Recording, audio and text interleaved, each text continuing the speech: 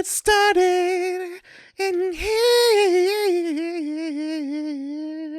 And the bass keeps running, running, and running, running, and running, running, and running, running, and running, running, and running, running, and running, running, and running, running, and my name is Michael Knipp, and I am here today to talk about review theory. Let's get it started, let's get it started in here. Ever since I was a young child, I have enjoyed the art of the review. Starting originally with written reviews, but then moving on to video reviews, I have enjoyed the process that people have to go through when crafting a review.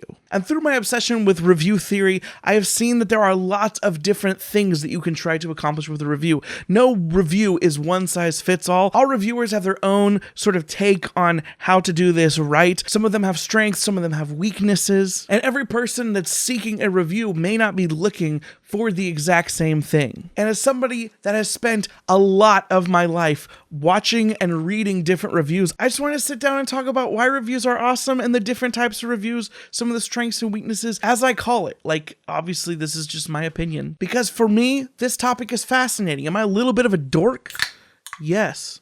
Yes, I am. First of all, when it comes to crafting a review, a good question is like, what is the purpose of this review? What service as a reviewer am I trying to do for the reader, the watcher? A lot of times I think we think about reviews as being buying guides, and that can be true. One of the reasons that someone can watch a review is to figure out if it's worth them purchasing or not. Because this is one of the functions that can be provided by a review. It's important that you use the review space to try and get that message across. You want to try to give the consumer of an impression of your opinion on why you think something is worth buying or not buying. But the confusing thing about that approach is that everybody buys books for different reasons. So what do you talk about? A lot of people will start reviews with a synopsis of a book, which I think can be valuable. To give a synopsis of a book, sometimes people will just read the back cover of a book, and I think that can be useful. But also, that's the type of information that a consumer can get extremely easily on their own. So when I am trying to give a synopsis of a book, if I choose to go that route,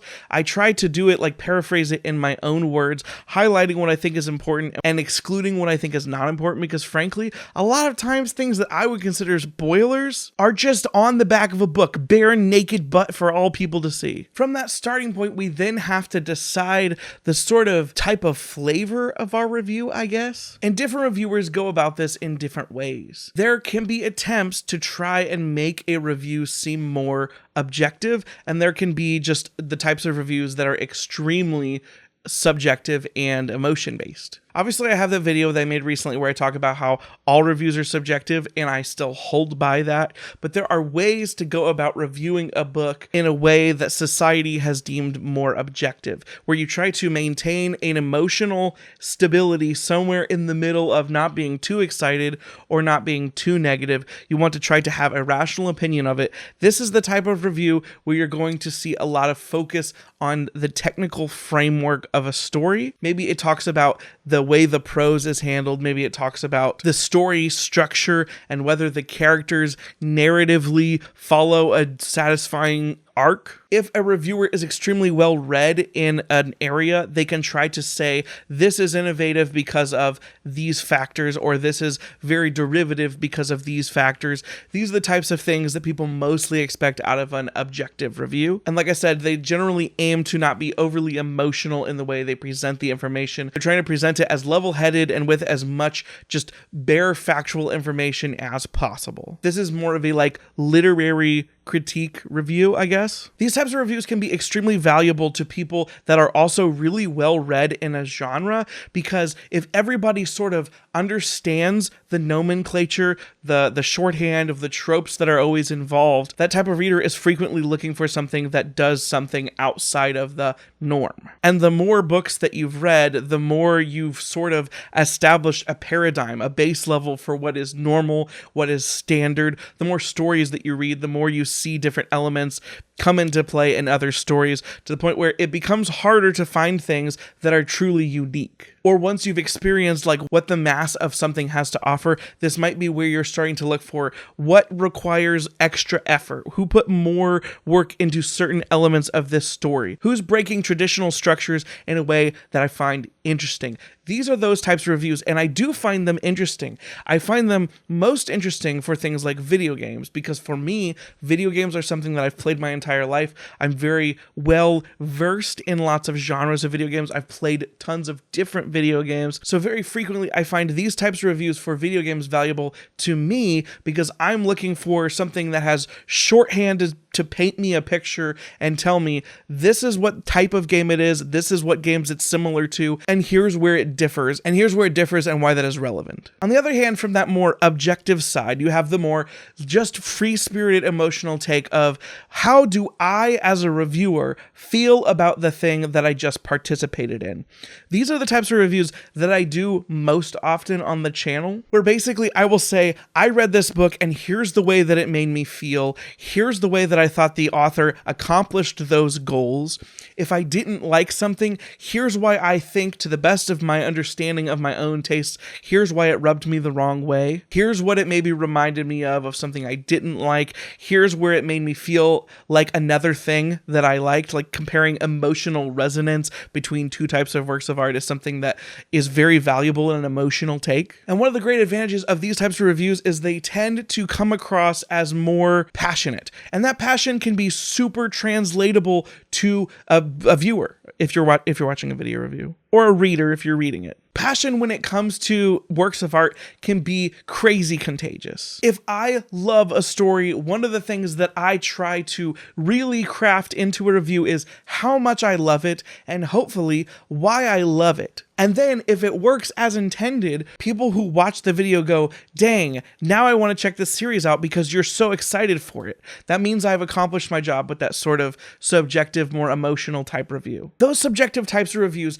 tell you a lot about the reviewer. And if you know a reviewer well, if you've seen lots of reviews from that person, then you can start to get a feel for their taste and how their taste and their likes and dislikes relate to your own. It's very much a style of review that is most useful if you've seen lots of reviews by the same reviewer, which can be true about the other type as well. But because the more subjective type of review is explaining the way that the reviewer felt about everything, and that is the focus, the core of the review, trying to explain one's own feelings and takes when it came to the book, and being open about that bias, the review only becomes more useful when you understand more about that person's taste in relation to your own, as I mentioned a second ago. The value of that more objective type of review that I mentioned before is that it's very much focused on the societal take, and when you are reviewing the book, you are comparing it to a lot of other works and the reception, generally the critical reception to other works and potentially to this work. So it's more of an outward focus. How do I think this work will be accepted and portrayed by other people based on what already exists in society? Like, that's the more objective look at things. You compare it to more things. The subjective take is, how did I feel about this thing? And obviously there's going to be crossovers. Other types of reviews, and they may not be considered reviews, but in a lot of ways they provide a lot of the same functionality as reviews, is like a play-by-play vlog where you just react to everything, which oftentimes does spend a lot of time in the summarizing synopsis part of it, because a lot of reading vlogs are going to be spoiler-filled and they're going to have reactions to each part of the story. That can be valuable because then you can see the play-by-play and whether individual plot twists or elements are effective as you go. But instead of trying to keep things succinct, readings vlogs tend to extrapolate them, so you get a larger smorgasbord of emotions as you navigate through the story. You also get more elements of the story revealed, so it's not the best if you've never read a book before. Also, you can take the approach of my friends at the Codex Cantina, where they sort of do educational and literary breakdowns of stories, where they're not necessarily like reviewing everything in a traditional sense, though they do give it a rating at the end, but they're breaking out the historical importance of something, the theming of something, and why that matters, or the literary techniques and symbolism contained within a book and how that's relevant to contemporaries of that book or future generations' ways of like absorbing that information. The very educational way of doing it, which is more of a objective way, I think, of seeing that. Though obviously that type of educational breakdown, even within the Codex Cantina's own sphere, you're going to have different takes on some of that stuff. It's not really objective in a traditional sense. That's like a gross oversimplification of like 2 major categories for potential types of reviews. As I mentioned earlier, I tend towards leaning into the subjective side of reviews. Why do I do that? Because I am not actually as well read as I wish I was in any genre, not even the epic fantasy genre, which is what I primarily read these days. Because I'm not super well read in that, I don't feel like I can provide a valuable global look at lots of different series, how they compare historically with other series. I don't think that is something that I can accurately provide, so I just don't try to. While I absolutely love book discussions, and I will have a book discussion with anybody who will sit down and talk about a book with me, I don't feel like I have a collective enough knowledge of this sphere yet to try and make those more widely sweeping statements about where a book stands and how it fits in the global economy of stories. What I have focused on is trying to understand my own tastes and understand my own emotional responses to things as they happen. That way I can try to communicate to you guys when I'm making a review the way that a book makes me feel, and also the whys. I try to also get across the whys, as I feel like that part is very useful. But that does require a lot of time spent pondering my own tastes and reactions and why they are the way they are. That way I can try and communicate it effectively in a review. If you dig through the channel, I've tried different methods of reviews. I've tried talking primarily about the theme of a book and the like overarching, this is the feeling I got from a book. A lot of my early book reviews are very focused on the theme, and that's mostly all I talk about. I say, this is the theme of this book. This is the way this book makes me feel. I think this is the message that the book is trying to portray. You should check it out. With like the Twilight series, I did a little bit more of the almost vlog style thing where I did a play-by-play of my reactions to the book as I talk about it, where I basically just described the plot of the book and how each of those parts clicked or didn't click with me. Because even though I'm trying to segment different types of reviews into different things, you're gonna pick and choose little pieces from all these different styles when you're crafting a review. Likely gonna mix your milk with your Cocoa Puffs. Milky Cocoa Puffs. Now let's talk about the blend of some of the bigger booktubers that I know and watch on this platform. Let's talk about Catherine. Catherine really leans into the emotional, subjective style of review. She's very good at also discussing like theme and allowing you to understand that story's place in her like hierarchy of stories that she's experienced before, but she really leans into the feeling of it. And I think that's the reason why so many of her fans just latch onto her passion, because it's so infectious. When Catherine gets excited about a book, you want to freaking put down what you're doing and read the thing that she's reading, or watch the thing that she's watching, listen to the thing that she's listening to, because you just want to have as much fun as she does. On the flip side, Daniel Green is extremely well versed in fantasy and sci-fi. He's read a lot of it. He continues to read a lot of it. He sort of sees himself as someone that has a lot of knowledge of the greater thing. And so when he breaks up his reviews into individual scores based on each element, like world building, prose, story, characters, whatever his classifications are. Even though Daniel believes in the subjectivity of reviews as well, he tries to view stories through the critical lens of all the things he's experienced before and the landscape of how it might be received in the greater whole. He's very good at that because of the breadth of knowledge that he's read in the sci-fi fantasy genre. Reviewers like Elliot Brooks and Murphy Napier tend to review books with a sort of hybrid style approach. They've read a lot of books from a lot of genres and age ranges, so they have that breadth of knowledge, and they do try to apply some of that. Elliot Brooks is a writer. Murphy Napier was a writing critique person, so they're also able to analyze the story from that sort of critical framework mindset of, is this accomplished well? Does the storyline flow the way that stories generally attempt to? But they also sort of give their emotional gut reactions to stories in a way where you get that more, this is my personal take, as well as this is sort of where things lie on the, if I step away from it a little bit, here's what I see. Also, here's the way that I feel about it. They both sort of do that thing. One of the ways that Murphy tends to do that is with her pros and cons thing, where she says, I'm going to do some pros and some cons for this story. She specifically makes sure to highlight positives and negatives. That way she doesn't come across as overly gushy or overly hateful very often, unless she feels a book really needs that. The reason why that style doesn't always vibe with me is because I feel like doing a pros and cons approach limits my expression of extreme emotion, which is like the point.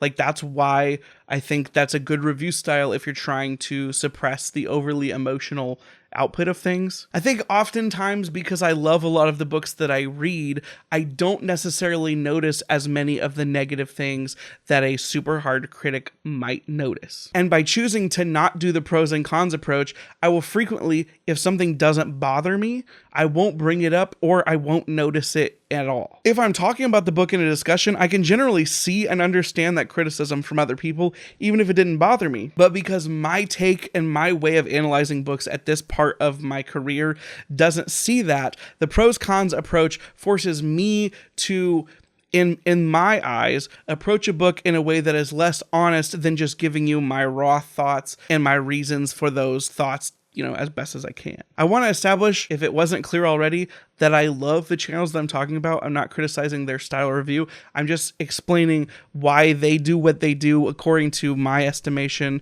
and why that doesn't always work for me. Something that Elliot Brooks tries to do because of her experience in the review space is that even if she doesn't like a book, she still will oftentimes recommend a book that she doesn't like in her recommendation style videos, in her videos where she talks about like types of books you may like if you like X. Like, she very frequently will still recommend books that she didn't care for herself. If you truly, really do understand that fandom, or if you have friends within a fandom of something that you don't like, that can still be really valuable. If you're super well read, it's very likely that you will understand different segments of a community. And so it could be valuable potentially for you to make a recommendation of something you didn't actually like to somebody that may like it. The reason why I've never been a fan of trying to recommend things that I don't like is the way that I sort of see it, and this is personal, no attack. I think Elle has way more experience and talent in the review space than I do. I don't feel comfortable enough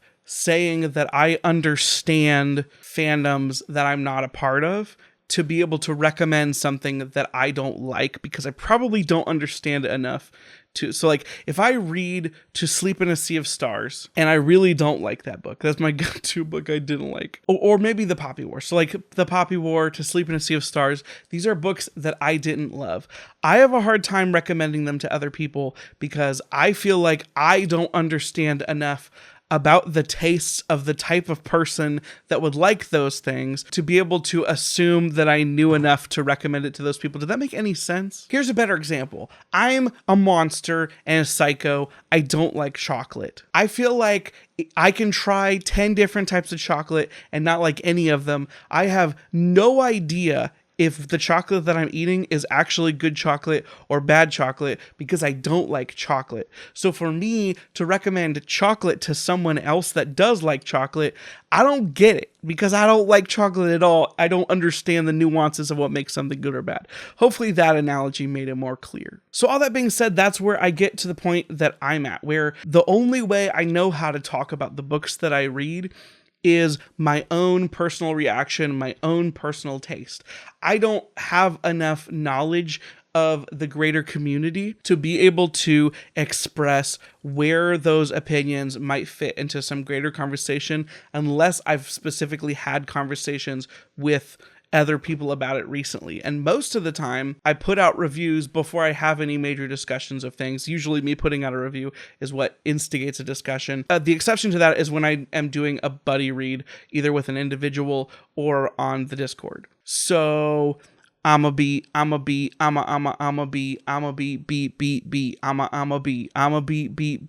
real with you right here and just say that The way that I talk about books is the way that I know how to talk about books. It's the way that I practice trying to talk about books. I try to understand myself and my own tastes and the tastes of the people that I'm around with in the community.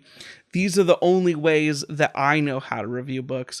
I am trying to learn and I am trying to grow. The other element of this whole thing is that when you're trying to make reviews, you're also trying to entertain people. I try to make my reviews interesting to people, hopefully, even if they're not interested in the actual book that I'm talking about. My goal is to make an informative video that also either makes you laugh or think or laugh at me. Reviews tend to not do great performance-wise on YouTube compared to other types of videos, but they are videos that I love doing. So I really do try to craft reviews that could be interesting to watch, even if you have no prior knowledge or caring about a book or series. I've gotten a lot of value over the years of just reading reviews for everything that comes out in a given field, and I want to be able to, if someone is looking for that type of service, be able to meet that need.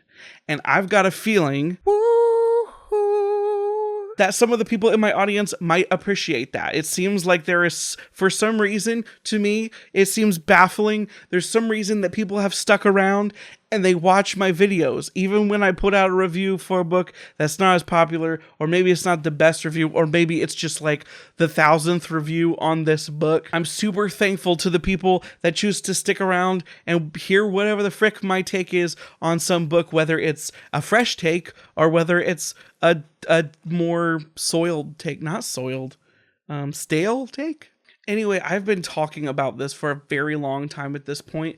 This is one of my most rambly of rambly videos. I hope it made some sense, was valuable to somebody that was watching it. Am I missing some major aspect of reviews? I'm sure that I am, because I've just been talking without anybody to bounce this off of and thinking about this concept for a while. So what are other major factors of reviews that you either look for or you try to do yourself? Hopefully this is a video that might be valuable to people who are trying to craft their own reviews, to see what types of styles there are, maybe allow people to hone in on the craft. It's a very random passive survey on just a bunch of, this is the most brain dumpy video I've made in a very long time. I'm just in a very weird mental headspace, and honestly, I couldn't get my brain to think about making another video until I got some of these thoughts out there. So I hope that this is something that has made sense to all of you. I hope that the longer I am here on this platform, I can continue to develop better skills at reviewing books and making them entertaining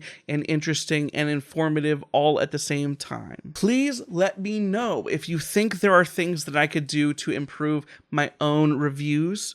Please let me know. Please do. In the comments down below, on the Discord, which is linked down below. You can give this video a thumbs up or thumbs down based on your take on it. If you like this video a lot, you could subscribe if you haven't already. There's a lot of people that see my videos that are not subscribed, and it would be awesome if you did. If you'd like to support the channel financially and get some other burdens off my back, there is a link down below to a merch store and also to a Patreon. But honestly, another way to support the channel is just to watch the videos, watch the reviews, especially that I put out. Let me know if you think they're good or crappy reviews. I genuinely hope to become the best reviewer I can be for the audience that I've been given at any particular time. I hope to see you guys again soon. Thank you guys for watching, especially if you stuck around this far. If you have stuck around this far, please let me know by telling me in the comments down below what is your favorite review that I've done, and if you care to answer, why do you like that one? I hope to see all of you again soon. Thank you again for watching. Go out there and be excellent to each other. Oh, sorry. I forgot my dumb, jokey outro. But that's just a theory. A review theory. Thanks for watching. Sleep, no one ever get enough. Always looking out tired. Sleep, no one ever get enough. If I don't show up, I might get fired. Sleep, no one ever get enough. Always looking out tired. Sleep, no one ever get enough. If I don't show up, I might get fired.